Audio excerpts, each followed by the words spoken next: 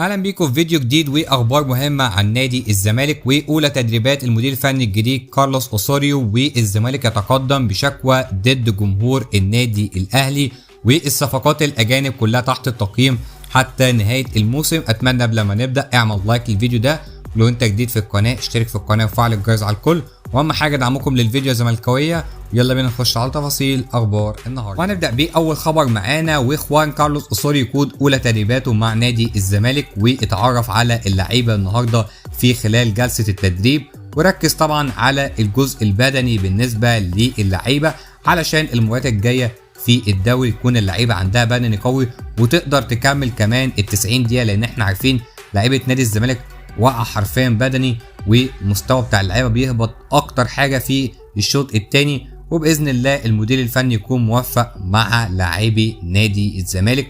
عايز اقول لكم كمان ان في خلال 48 ساعه هيجي المساعد بتاع خوان كارلوس اوسوريو اللي هو جوميز، بعد لما الزمالك اتفق معاه ان هو يجي ويكون المساعد بالنسبه لاخوان كارلوس اوسوريو. وفي نفس الوقت برضه نتمنى ان اللعيبه بعد الفوز على حرس الحدود وصولهم للنقطه 39 ان هم يركزوا خلال الفتره الجايه وياخدوا كل مباراه اكنها مباراه كؤوس علشان كمان يحسنوا وضعهم في الدوري. يعني احنا دلوقتي بقينا في المركز الرابع، باذن الله نكون مركز تاني، لان احنا عارفين صعب دلوقتي المنافسه على لقب الدوري، ولكن عايزين نستمر بنفس النتيجه دي خلال نهايه الموسم علشان باذن الله نشارك في البطوله الافريقيه السنه اللي جايه. وتاني خبر بعد كده تصريح من خوان كارلوس اوسوريو، واتكلم على جمهور نادي الزمالك، وشاهد اخر مباراتين للزمالك وجد ان الفريق يلعب بحب والجميع يريد الفوز والجماهير تريد ان تفرح، وهذا جعلني متحمسا بشكل كبير للمهمه. انا عايز اقول لك اصلا ان اللعيبه اصلا لا بتلعب بروح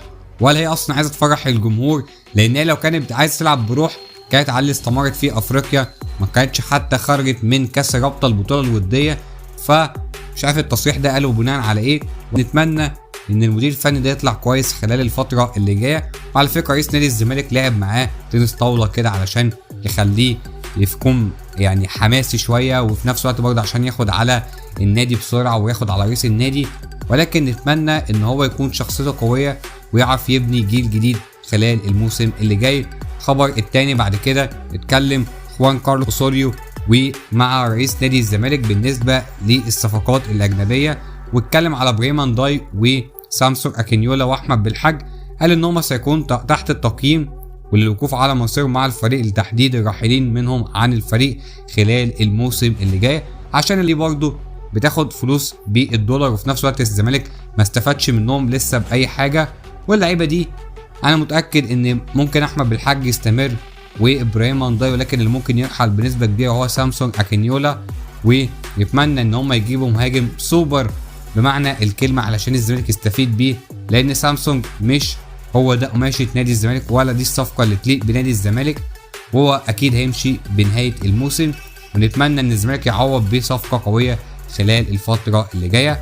كده انتهى الفيديو بتاع النهارده، ما تنسوش دعمكم يا زملكاويه، اعمل لايك واشترك معانا في القناه. لو الفيديو ده بجد 50 لايك هعمل فيديو تاني ونتكلم فيه برضه عن اخبار نادي الزمالك. ما تنساش تعمل لايك واشتراك. اشوفكم على خير، يلا سلام.